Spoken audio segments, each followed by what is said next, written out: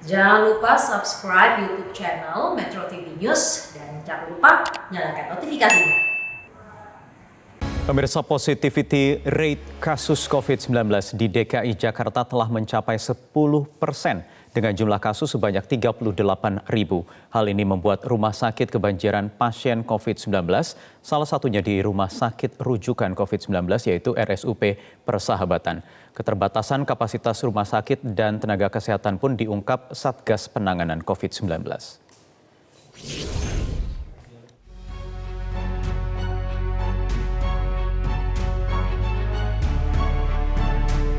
Sebelumnya, rumah sakit hanya boleh menampung 50% pasien COVID-19. Namun, meningkatnya kasus positif COVID-19 di Jakarta membuat rumah sakit harus menampung pasien COVID-19 melebihi kapasitas yang telah ditentukan.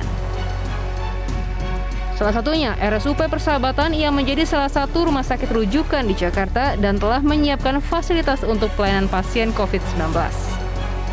Pada prinsipnya tidak menolak pasien-pasien dari luar, tapi memang secara rapat saat lalu Rumah Sakit Umum Pusat Persahabatan mempunyai tugas untuk pasien-pasien dengan severity level sedang dan berat, sehingga khusus untuk di Rumah Sakit Persahabatan kami menangani pasien-pasien yang komplikatif yang mempunyai tingkat derajat kesakitan yang lebih berat dibandingkan rumah sakit yang lainnya. Meski fasilitas khusus pasien COVID-19 di RSUP Persahabatan memadai, namun dari sisi jumlah SDM masih sangat minim, mengingat lonjakan pasien COVID-19 di Jakarta yang terus meningkat. Hingga saat ini, RSUP Persahabatan telah menampung 69% pasien COVID-19 dan 31% pasien non-COVID-19. Dari total 123 dibandingkan dengan karyawan Rumah Sakit Persahabatan yang 2.151 orang itu hanya sekitar 5-6% lah. Artinya SDM kita walaupun berkurang karena ada terkonfirmasi positif, tapi kita masih siap untuk melayani pasien-pasien COVID di Rumah Sakit Persahabatan ini. Hanya kita butuhkan adalah tenaga-tenaga khusus yang terampil untuk ICU. Barangkali itu yang akan kita. Kalau sarana prasarana dan tempat tidur kita masih cukup. Perihal kapasitas rumah sakit dan dokter paru yang terbatas juga pernah diungkap Ketua Satgas Penanganan COVID-19 Doni Monardo. Kita tidak mungkin mampu semuanya ditangani dengan medis karena jumlah rumah sakit kita terbatas, dokter kita terbatas, apalagi dokter paru yang jumlahnya kurang dari 2.000 orang. Artinya satu orang dokter paru harus melayani lebih dari 130.000 warga negara kita.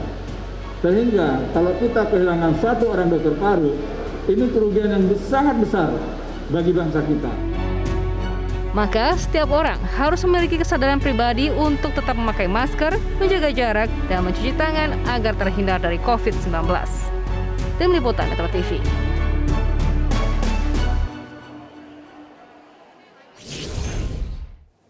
Juru bicara Satuan Tugas Penanganan COVID-19 Wiku Adhisa Smito mengatakan angka keterpakaian tempat tidur di 170 rumah sakit yang ada di DKI Jakarta mencapai 69%.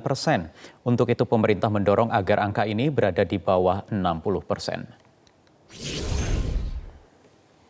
70 rumah sakit yang menangani COVID di DKI Jakarta.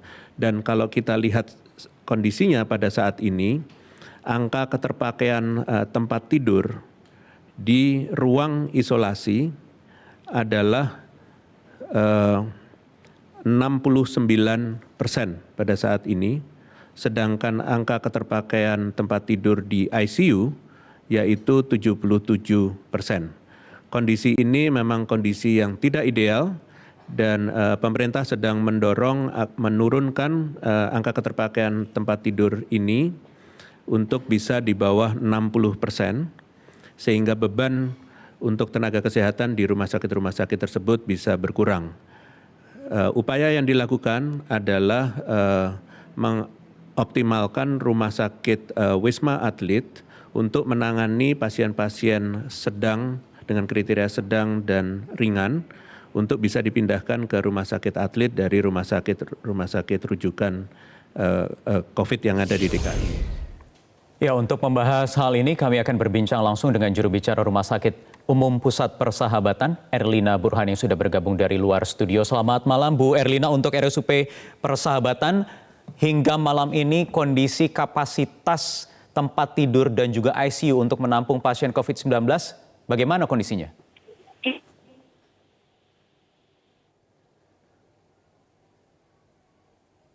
Bu Erlina?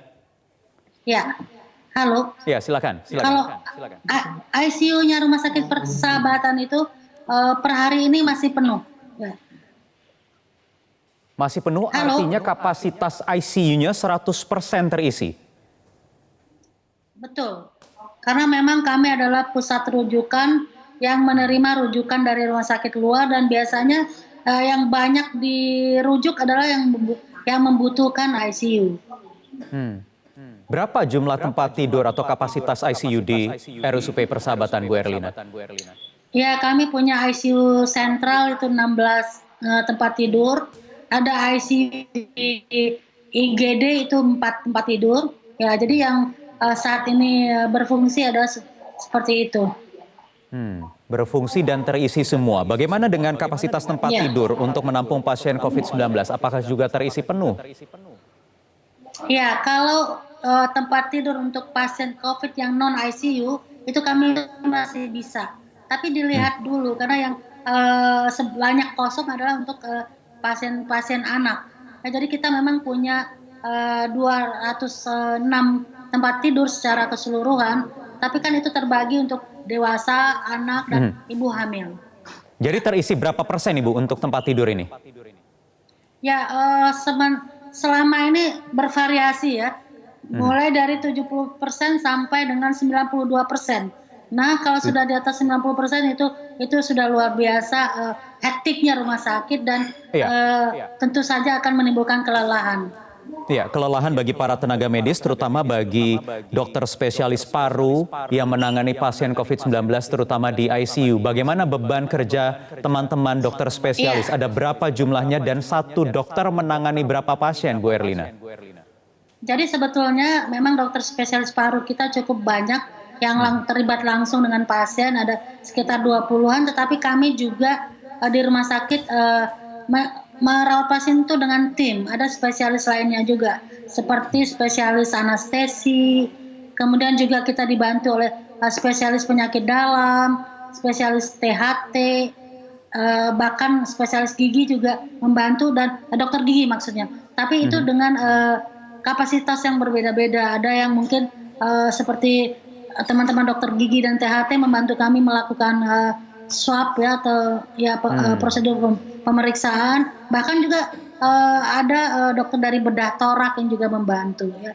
Jadi kita memang membentuk tim, karena tidak bisa hanya dilakukan oleh satu spesialis dengan kondisi saat ini yang pasien terus ada yang nggak pernah kita berhenti menerima rujukan begitu ya. Jadi kalau ada yang pulang nanti ada yang masuk lagi begitu. Ya. Tidak bisa begitu misalnya dinilai, dihitung satu dokter spesialis paru menangani berapa pasien, bisa tidak Bu Erlina? Supaya kami juga mendapatkan gambaran. Sebetulnya karena kita dalam tim, jadi dan jumlah pasien berubah-ubah, jadi tidak bisa lah. Hanya saja saya bisa katakan karena kami dalam tim, jadi memang tidak maraton tiap hari, dalam 1 bulan 30 hari harus melihat pasien. Jadi ada pergantian begitu ya.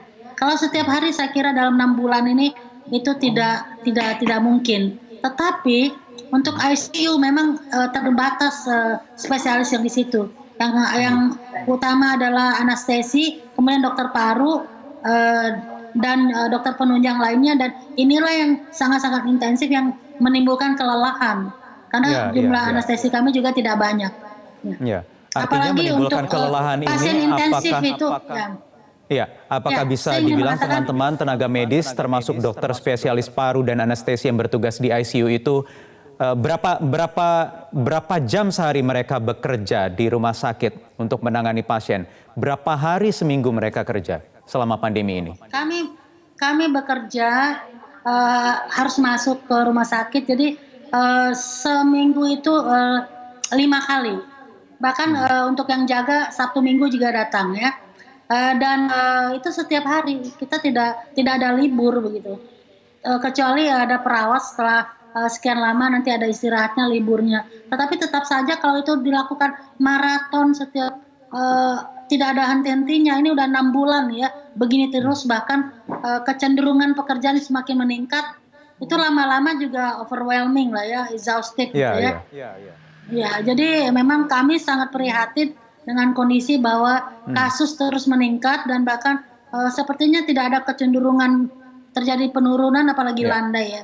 Jadi tetap kami berharap bahwa penularan itu harus dikendalikan dan itu adanya di masyarakat.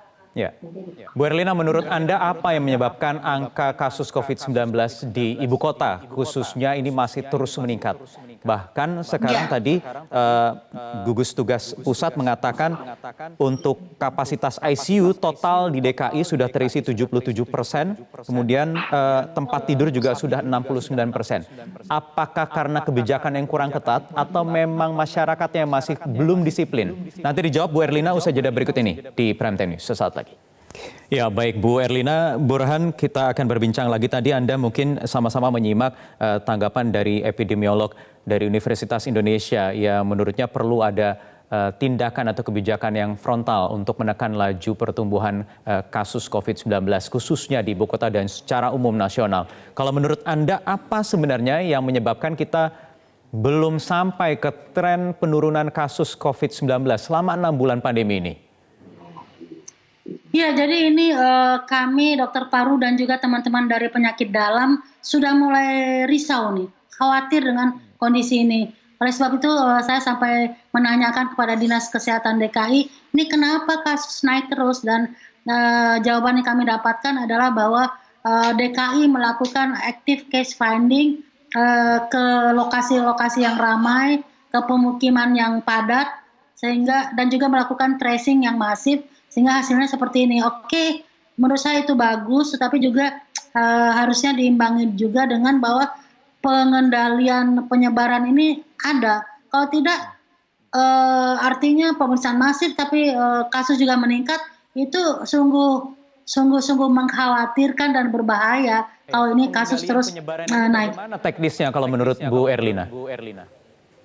Iya, jadi kan kalau Pemda atau pemerintah kan tugasnya 3T itu, tracing, testing, and treating. Oke, itu sudah sudah bagus. Tapi juga masyarakat harus membantu dengan 3M, ya, memakai masker, menjaga jarak, mencuci tangan. Kalau ini tidak dilakukan oleh semua orang dengan optimal, maka itu tadi terjadi pelonjakan kasus. Kan mulai kita lihat ada klaster di kantor-kantor ya. Ini kenapa? Karena di kantor kan mulai buka dan di situ ada interaksi orang, dan kalau sampai kemudian ada klaster berarti ada yang tidak dilakukan dengan benar.